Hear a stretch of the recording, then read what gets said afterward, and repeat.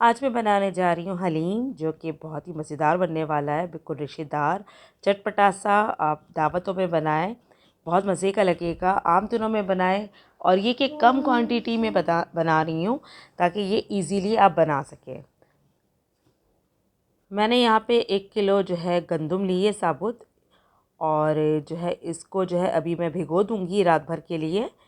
और 1 किलो ही चने की दाल ली है मैंने, और 1 पाव मैंने जौ ली है। चने की दाल मैं सुबह में भिगोऊंगी, लेकिन जौ को भी और जो है ये गंदम को मैं अभी भिगो रही हूँ इतने पानी में। और ये देखिए, ये रात भर मैंने भिगोया था और ये अब सॉफ्ट हो गए हैं। अब इसको हम पकाने के लिए रख देते हैं। इसमें मैं तेज़ पत्ता डाल रही हूँ, 4 से 5 अदद। और जौ भी हमारी जो है देखिए बिल्कुल नरम पड़ चुकी है, इसको भी हम जो है साथ ही उबालने के लिए रख देंगे गंदम के साथ। अच्छा, चने की दाल मैंने अब भिगोई है सुबह में, और इसको भी मैंने, जब तक के पानी सारा इसमें सूख नहीं जाता, हम भिगो देते हैं ताकि ये भी सॉफ्ट हो जाए। चने की दाल अच्छे से हमारी सॉफ्ट हो चुकी है। इसमें मैं 1 चम्मच नमक डाल रही हूँ, 1 चम्मच कुटी हुई लाल मिर्च डाल रही हूँ, 1 चम्मच मैं इसमें हल्दी डाल रही हूँ, और 3 से 4 अदद मैं इसमें बड़ी इलायची भी डाल रही हूँ, और दालची लौंग डाल रही हूँ 3 से 4 अदद। अच्छा, ये हम सिर्फ दाल उबालने में बना रहे हैं। जब हम गोश्त का कोरमा बनाएंगे, इसमें मज़ीद हम चीज़ें रखेंगे। देखिए, दाल हमारी जो है पक चुकी है, हमारी अच्छे से गल चुकी है। इसको अभी मैं इसी में ही कूट रही हूँ।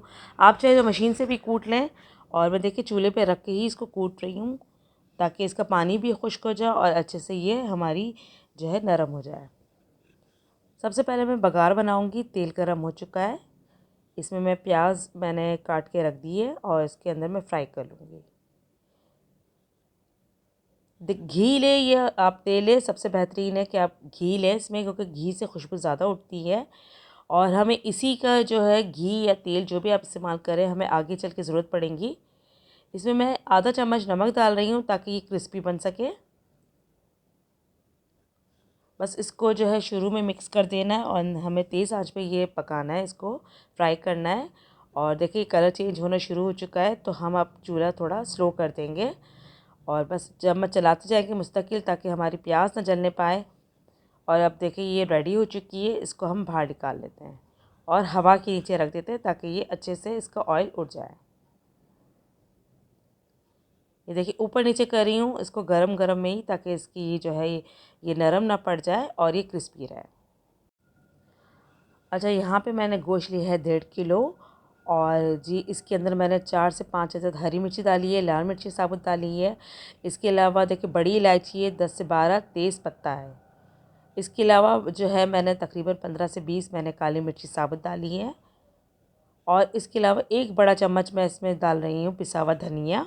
याद रहे कि हमें गोश्त को अलग से उबालना है, तो इसलिए हम जो है गोश्त को अलग से बना रहे हैं। अच्छा, 1 चम्मच मैं इसमें हल्दी डाल रही हूँ, और 2 चम्मच जो है लाल मिर्ची पिसी हुई डाल रही हूँ इसके अंदर।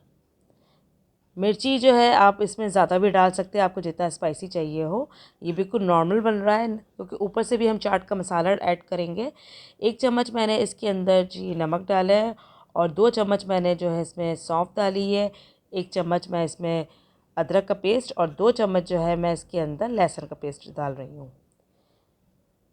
और इसमें अब पानी इतना डालूँगी ताकि गोश्त डूब जाए, और इसको पकाने के लिए रख दूँगी जब तक कि ये हमारा जो है गोश्त पक ना जाए अच्छे से। बोटियाँ हमें सॉफ़्ट चाहिए हमें, और ताकि जैसे हम कबाब के लिए करते हैं। देखिए ये इस तरह से अब ये सॉफ़्ट हो चुका है। इसका हाथों से हमें रेशा बनाना होगा, हमें कूटना नहीं है, और ना ही हमें मशीन चलाना है, वरना गोश्त का जायका नहीं आएगा। तो इसको हाथों की मदद से आप रेशा कीजिए। अच्छा, ये तेज़ पत्ता है, बड़ी इलायची है, इसको हम निकाल लेंगे इसमें से। और ये कि इसको रखने की ज़रूरत नहीं है, क्योंकि ये तो खाने में अच्छा नहीं लगेगा। अब जी गोश्त सिर्फ निकाल है, शोरबा छोड़ देंगे हम, और इसका हम रेशा बना लेंगे। देखिए ये बिल्कुल हाथों की मदद से करना है हमें। देखिए इस तरह से बारीक बारीक हमें करना है। इस तरह का रेशा हमें कर देना है और इसी जो शोरबे में हम डुबो के इसको रखेंगे ताकि ये बिल्कुल सॉफ्ट रहे और जब हम गोटा लगाए तो ये अच्छे से मिक्स हो जाए। देखिए ये शोरबा हमारा जो है अच्छे से जो है इसमें डाल दिया है हमने गोश्त को, ताकि ये डिप रहे और ये बिल्कुल ड्राई ना होने पाए। अच्छी जी, अब हमारी जो दाल हमने जो घोट ली थी अब गंदुम में हम शामिल कर रहे हैं, क्योंकि वो भी हमारा पक चुका है। तो इसमें मिक्स कर रहे हैं हम दाल को और इसी पतीली में हमें सब चीज़ें शामिल करते जाना है, जो जिसमें आपने हलीम बनाने के लिए, गेहूँ बनाने के लिए जो आपने चूल्हे पे चढ़ाया था, बस चमचा चलाते जाना है और सारी दाल इसमें मिक्स कर देनी है। दाल हमारी अच्छे से मिक्स हो चुकी है, तो इसके अंदर हम जो हमारा जिसमें हमने प्याज को फ्राई किया था 1 कप जो है इसमें घी ऐड कर देंगे। इससे खुशबू बहुत अच्छी आएंगी और साथ ही साथ में थोड़ी सी जो है फ्राई प्याज जो है वो भी डाल रही हूँ।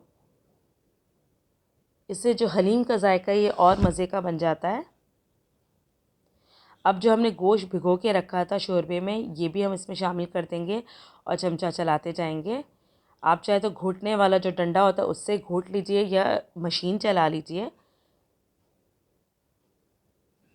बस जी हमारा हलीम तैयार हो चुका है, पानी खुश्क हो चुका है और ये हमारी जो है इसकी जो लास्ट हमारा स्टेज है ये था। अब इसको करते हैं हम डिश आउट।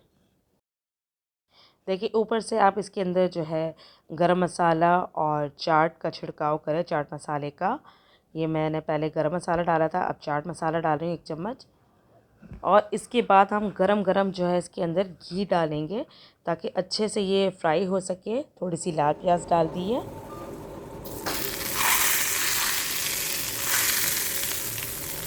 अच्छा, इसके बाद हम जो डालेंगे इसमें पुदीना डालेंगे, अदरक डालेंगे, हरी मिर्ची डालेंगे। आपने जो है घी डालने से पहले ये सब चीज़ें नहीं डालनी है, बाद में डालनी है, वरना गरम गरम घी के अंदर ये इसका कलर चेंज हो जाएगा। और ये देखिए अब कितना खूबसूरत लग रहा है। तो बस गरम गरम इसको नान के साथ, कड़क डबरोटी के साथ सर्व कीजिए। आपको ये रेसिपी कैसी लगी कमेंट्स करके ज़रूर बताइएगा और मेरे चैनल को सब्सक्राइब करना ना भूलिएगा। अपना बहुत सा ख्याल रखिएगा। अल्लाह हाफ़िज़।